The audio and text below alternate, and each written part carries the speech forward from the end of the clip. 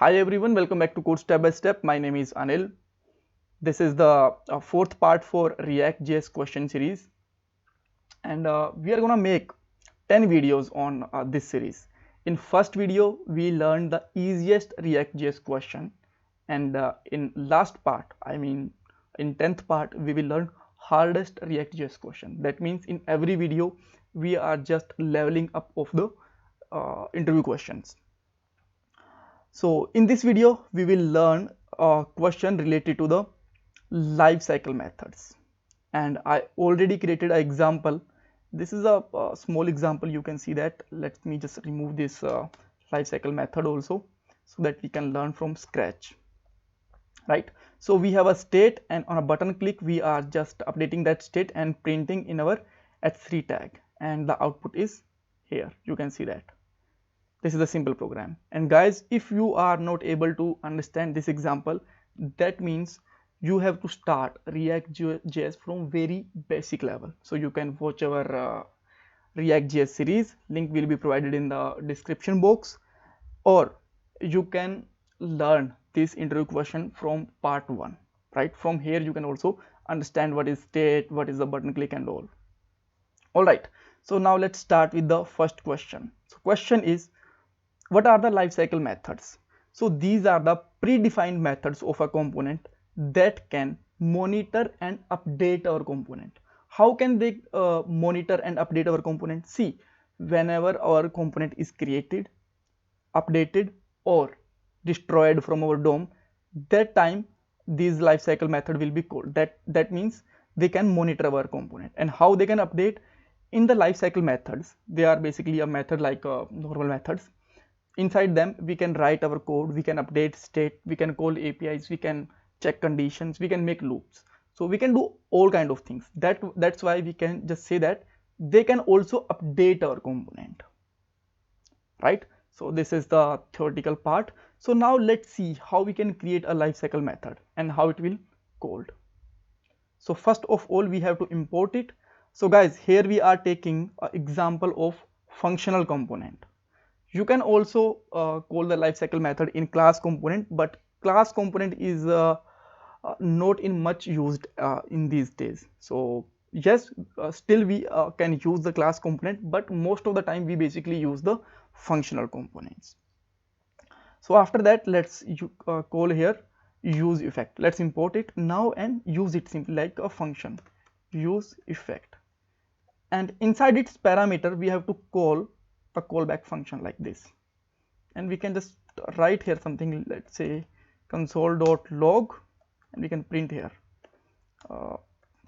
life cycle method is called. And here you can see the output, life cycle method is called. So with that way we can call. So how it's actually called? We did not call it on a button click and all. Whenever, as I told you, whenever I just refresh a page, our component is created, and that time this lifecycle method is called. So we will see that how we can call it on a update component whenever we will update, whenever our component is destroyed, how we can call in that situation also. But for a moment, this is the simplest example. And now let's jump on our second question. The second question, in interviews, you may be asked that what are the phases of life cycle method? So here you can answer that there is a 3 method: mounting, updating, and unmounting. Mounting will be called whenever our component is created. Update whenever any state or state or props will be update our component. And last one, whenever our component is removed from DOM, that time unmounting phase will be called. So this is the better example. I just found this image on a Google, and you can see that the lifecycle method is divided in the 3 part. Mounting whenever our component is created, like constructor and component did mount. And so you can say that these are the lifecycle methods, and these are the example of class component lifecycle method. But in functional component, only one hook, use effect, can handle all of these lifecycle methods, right? So that's why I just choose that one in a class component, because it can handle all these things. Great. So we learned that we have a three phase, and this question can be asked in the another way also. Like they can ask that when a life cycle method will be called and what we can do inside our life cycle method. So you can answer whenever a component is created, updated or removed, that time life cycle method will be called. As I show you, whenever I am refreshing it, and you will see that a console from lifecycle method is called here, is printed here. That means our lifecycle method is called, obviously. So this is the example. Second thing is what kind of code we can do inside a lifecycle method. We can update state, update variables, we can call APIs, we can make loops, anything that you can want to do, you can do. Keep in mind, you cannot use lifecycle method inside a lifecycle method. Rather than you can do anything. All right, so next question is they can ask that just make an example to call a use effect when component is created only, right? So might be you will just run this example. This is like, see, this is the simplest example, and whenever we will just refresh it, that means our component is created, this lifecycle method is called. So maybe you just present this example, but this is not a right example actually, because they ask that created only, but this lifecycle method will be called whenever any state will update also, like this. Whenever I just update it, it runs the second time. I can show you again. Just clean our console, click on that button, and lifecycle method is called. Why this is called? Because our state is updated here, set name is updated here, and whenever any state will update, our component is re-render and lifecycle method will call again. So how we can achieve that statement? How we can achieve that statement?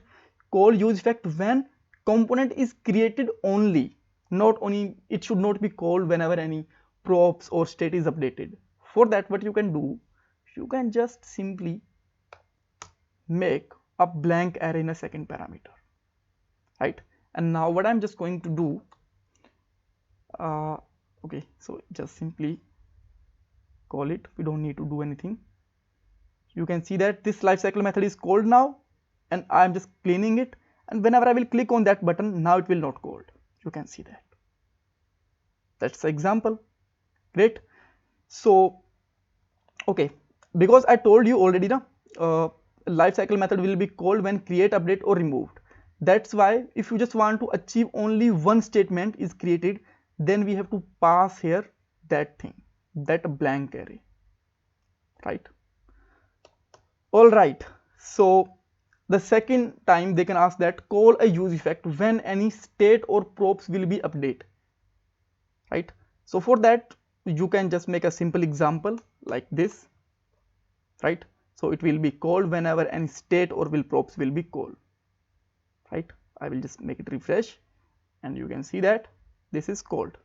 Okay, but if they ask that call a use effect only when any specific state will be update, that time what you can do here, let's say you have two state, let me make one more, and this is, let's say, our email, set email, and just write here update name, and let me make one more button with the update email, and here simply put here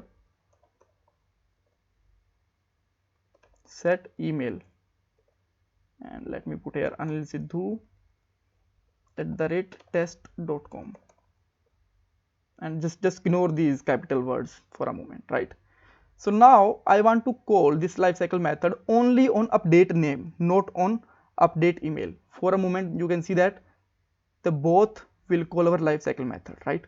But if you want to achieve only on the name, what you can do here, inside this blank array, just put here name. Only it will call whenever your name state will be called. So whenever I will just call it update email, you can see that this is not called, and whenever I will just update name, it will called. Great. So again, one more the similar type of question, call use effect when component is unmounted. So see, I cannot show you the proper example because if I'm going to make this proper example, I have to make one more component and it will take lots of time. So what I will do, I will just show you a simple example. I will just give you the piece of code and it will definitely work. And just remove this extra state. So just use here use effect and call it. It will be called whenever in any state, whenever your component is created, update and everything. But if you put here some statement, it will just take some conditions.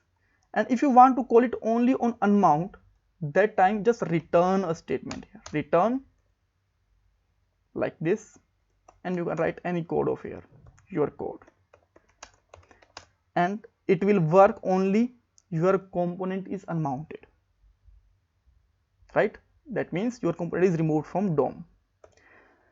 All right, so now again we have a question: how can use effect make an infinite loop?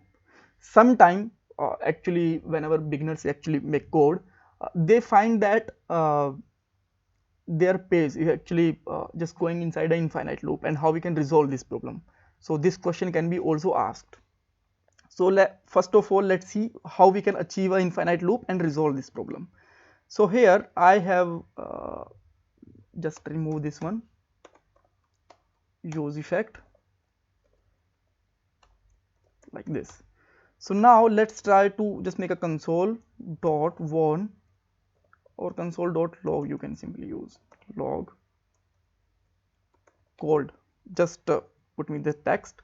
And now what we can just do here, set name, and inside name let's just put here any you can say that random value, math.rand. It will just generate a random value, because if I'm just setting a single name like Anil Sidhu, it will update only once, it will not update again and again, right? So it will update your page again and again, because every time it will make a new value. And once it will update your component, you will find that your component will be re-render, and this lifecycle method will call again and it will make a loop. Here you can see that. Let me refresh it so that you can just watch from scratch. Here you can see that called, and we are getting a maximum updated depth, and my page is actually gonna hang also. So how we can handle these kind of states? For that, you can put any condition. First thing is just call it only your page is created only. So just put here blank array, and now it will be called only. Okay, just I need to fetch all this thing. It will call only your component is created. Second thing is you can pass any other conditions here. Let's say you have a state x. Whenever this state x will be called, this use effect will be called, right? No, never put here name state, because if you just put here name is also updating inside it, and it will again get the infinite loop. So you can put any other state like x state, y props and anything, or blank it, or just put here a blank array for created time.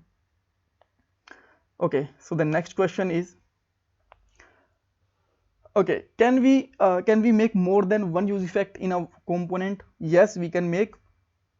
You can make a use effect like 1, 2 or 3, anyone you want to do, then you can just simply do it.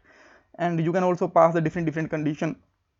For example, one use effect you want to call on an all state, one you want to call on name, and it will you just want to call on the create time. You can just use these kind of things, right? There is no issue. You can use as many as you want use effect in a single component.